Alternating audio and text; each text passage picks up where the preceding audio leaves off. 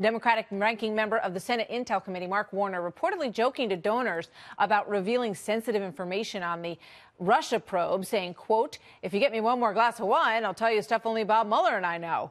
If you think you've seen wild stuff so far, buckle up. It's going to be a wild couple of months." So does he know something that we don't? Here now, Jonathan Swan, national political reporter for Axios. Jonathan, good evening. Great to have you here tonight. What about that comment by Mark Warner? Well, jokes aside, he knows actually probably very little compared to Bob Mueller. If you look at the hierarchy of what people know, it's not a secret that the congressional committees don't have anything near the powers that Bob Mueller has.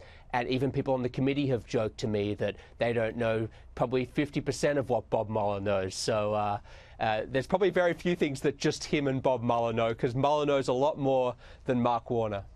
So how significant is Peter Strzok and having him in front of the committee on Wednesday? I mean, obviously, this is a huge development.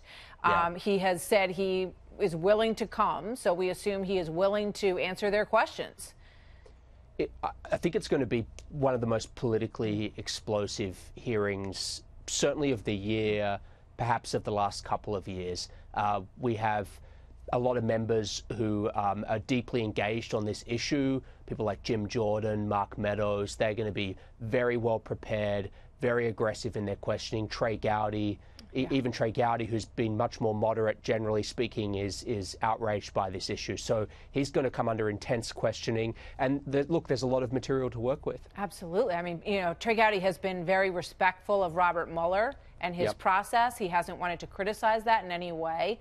But he has, when he saw that IG report, he was quite clear that he was horrified by the way that this high-level FBI agent was talking about the cases that he was covered. Here's a quote from Cheryl Atkinson, who wrote a column about it in The Hill today, entitled, "What Did Peter Strzok Do?" And she writes, "The earth-shattering finding on Strzok confirms the citizenry's worst fears. A high-ranking government intel official allegedly conspired to affect the outcome of a U.S. presidential election.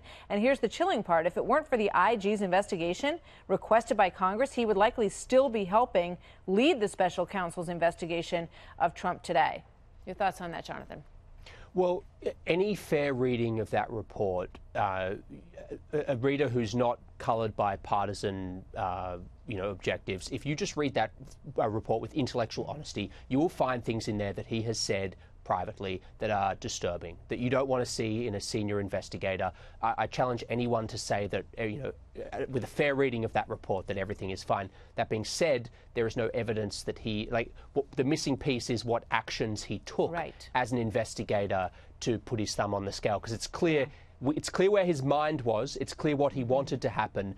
The missing piece is the action. Yeah, I mean, everybody's familiar with the text messages. We can put them up on the screen. The one where he said, he said, "Trump's never going to become president, right? Right?" And the response from Page, no, he's not. We will stop it.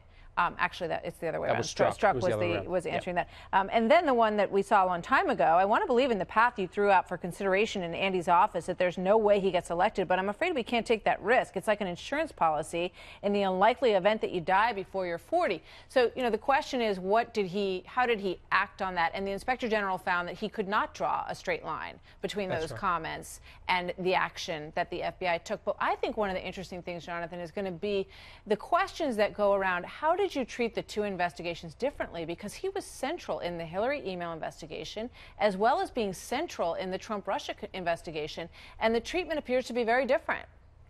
Yes, but different in a way, certainly during the campaign season, that actually was advantageous to Donald Trump. I mean, we didn't know that Donald Trump's campaign was under investigation during the campaign.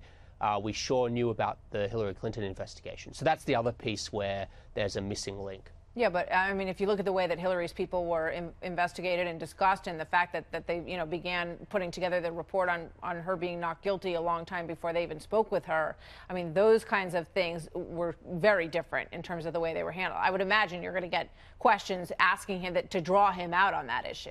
There's no question about that. Yeah. All right, Jonathan, thank you very much. Always good to see you. Thank you.